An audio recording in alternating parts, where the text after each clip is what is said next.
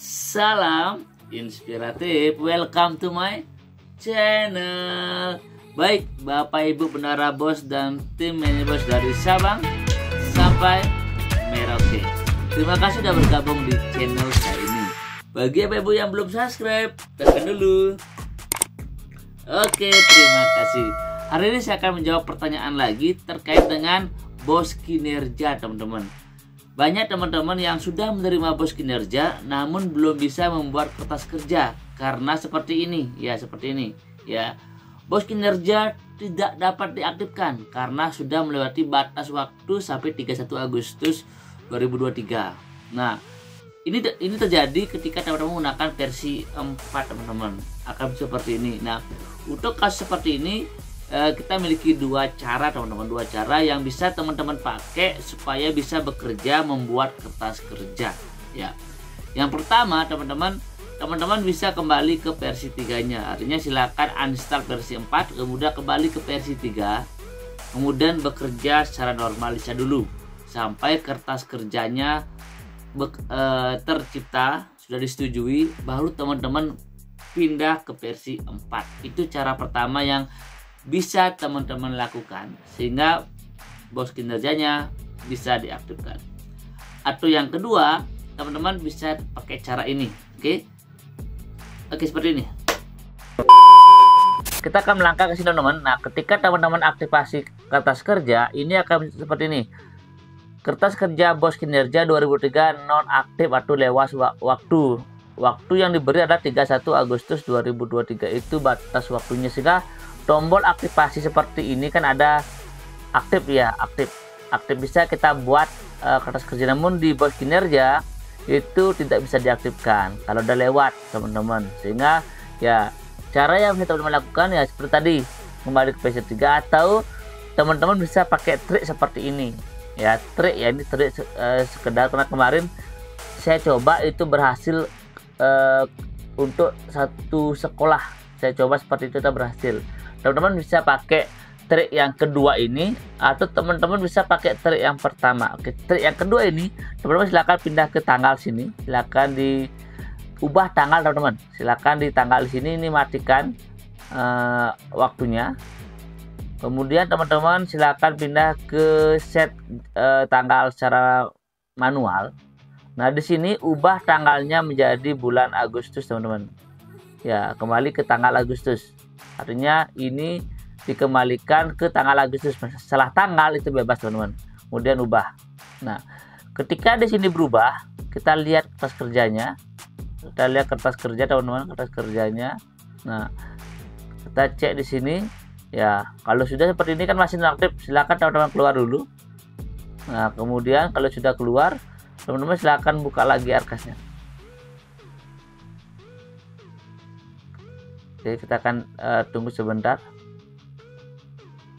Ya, kita akan coba dengan cara mengubah tanggal, teman-teman. Oke, kita akan login dulu ya. Sorry.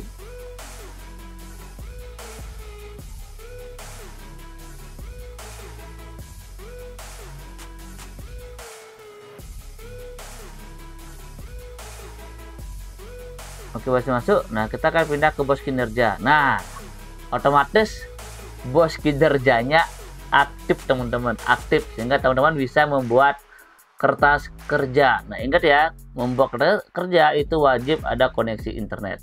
Nah, selamat bekerja, teman-teman. Nah, ketika sudah aktif kertas kerjanya, teman-teman silakan nanti bisa kembali lagi, dikembalikan tanggalnya ke tanggal yang sebenarnya ya, itu. Nah, kemudian terkait dengan apa sih bos kinerja itu, untuk apa peruntukannya, apakah ada juknisnya, teman-teman. Untuk juknis bos kinerja itu sudah jelas ada pada aturan ini, teman-teman ya, Permendikbud nomor 63 ini tahun 2022 tentang juknis. Di sini sudah jelas diatur apa saja belanja yang boleh diberikan. Jika teman-teman menerima bos kinerja itu karena memiliki prestasi, ini pengembangan yang lebih ditekankan adalah terkait dengan talenta atau potensi ya, potensi yang dimiliki oleh diri siswa ataupun sekolah tersebut. Nah, apa saja, teman-teman, Yang pertama, teman-teman bisa lakukan assessment ataupun pemetaan dengan cara ya menyelenggarakan assessment, mungkin ada kuis-kuis yang bermodal dari kegiatan-kegiatan penilaian, ataupun teman-teman juga bisa pengembangan talenta yang untuk gurunya ya, untuk pengembangan komponen pembiayaan, pelatihan, dan pengembangan talenta peserta didik ya. Artinya mungkin ada pelatihan, ada peningkatan kapasitas, terus mengadakan lomba-lomba atau kompetisi internal sekolah ya. Ini di garis bawah ya, untuk internal sekolah. Artinya untuk melatih bagaimana siswa itu kita coba untuk diberikan kompetisi atau lomba-lomba kecil lah, sehingga talenta peserta didik itu dapat meningkat. Kemudian yang bisa dikembangkan juga adalah kapasitas gurunya. Selain siswa, talenta siswa juga bisa digunakan untuk pengembangan kapasitas gurunya. Ya, gurunya kita tingkatkan kapasitasnya sehingga dia bisa membuat talenta guru itu meningkat. Ya, mungkin pengembangan pelatihan tentang guru, pengembangan strategi, pengelolaan proses talenta itu bisa teman-teman berikan. Terus yang berikutnya ya pengembangan prestasi. Artinya teman-teman kan sudah dapat anggaran. Nah, teman-teman ingin melakukan pengimbasan terhadap sekolah lain, teman-teman bisa melakukan pengimbasan SDM talenta ke sekolah imbas. Ya, mungkin cari beberapa SMP yang bisa teman-teman tularkan prestasi yang sudah dimiliki dan sebagainya ya. Nah, untuk sekolah yang menerima BOS kinerja karena memiliki kemampuan terbaik, itu dia cuma boleh digunakan anggaran untuk 2 poin aja teman-teman ya. Yang pertama, hanya boleh digunakan untuk pembelajaran dengan paradigma baru yang merupakan komponen yang digunakan untuk pembiayaan dalam kegiatan pembelajaran bagi peserta didik yang berorientasi pada penguatan kompetensi dan pengembangan karakter peserta didik, seperti itu teman-teman. Contohnya fasilitasi penguatan kompetensi dan pengembangan karakter. Mungkin teman-teman memberikan penguatan, atau yang kedua teman-teman lakukan evaluasi pembelajaran berbasis rapor pendidikan, ada literasi, numerasi, teman-teman berikan kepada peserta didik. Atau teman-teman yang kedua B cuma bisa diberikan untuk perencanaan ya, perencanaan berbasis data, merupakan komponen yang digunakan untuk pembiayaan kegiatan yang mendukung perencanaan berbasis data pada sistem pendidikan, seperti teman-teman melakukan penguatan manajemen tata kelola sekolah pendidikan, ada workshop, mungkin teman-teman menggunakan anggaran tersebut. Atau kedua, teman-teman ingin penguatan kapasitas sumber daya tata kelola, itu mungkin teman-teman mengundang narasumber untuk kegiatan tersebut. Atau yang ketiga, teman-teman bisa untuk punya yang ketiga itu kegiatan relevan yang dalam rangka pelaksanaan perencanaan berbasis data. Nah, ini teman-teman, jika teman-teman mendapatkan BOS kinerja karena memiliki kemampuan terbaik, cuma bisa digunakan 2 poin aja, yaitu untuk pembelajaran dan yang kedua untuk perencanaan. Itu aja teman-teman. Nah, bolehkah dibelikan belanja modal?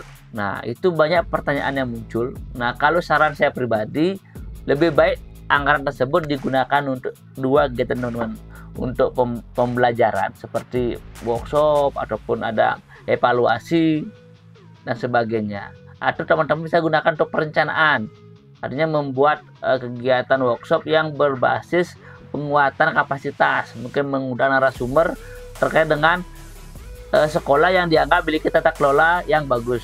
Itu teman-teman bisa gunakan.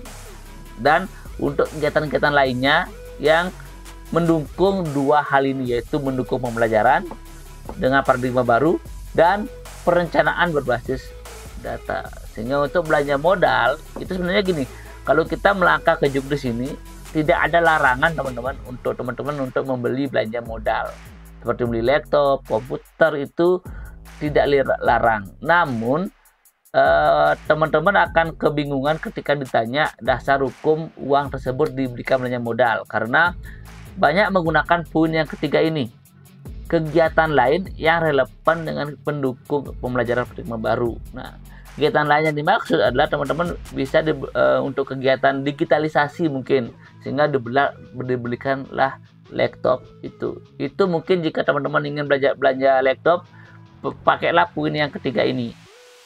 Ya, kegiatan lain yaitu kegiatan digitalisasi sekolah dengan membelikan laptop ataupun hal-hal yang berguna untuk peserta didik. Namun karena anggarannya dikit teman-teman, anggaran dikit, jika teman-teman pakai untuk beli belanja modal, itu ya jadinya teman-teman kegiatan keseluruhan untuk bos kinerja itu tidak maksimal. Sehingga kalau saran saya, gunakanlah untuk berkegiatan, untuk pembelian mungkin kegiatan workshop, ATK, kegiatan kompetensi perlombaan dan sebagainya yang mendukung kegiatan pembelajaran. Nah, untuk lebih detail apakah boleh nggak belanja modal atau tidak, teman-teman silakan konsultasi ke dinas masing-masing apakah diizinkan di kabupaten Bapak Ibu atau tidak. Kalau diizinkan, gas. Artinya yang teman-teman pakai dasar hukumnya adalah poin yang ketiga. Namun jika tidak diizinkan, berarti teman-teman silakan gunakan uang tersebut untuk berbagai kegiatan ya. Kalau di sini bahasanya adalah kegiatan.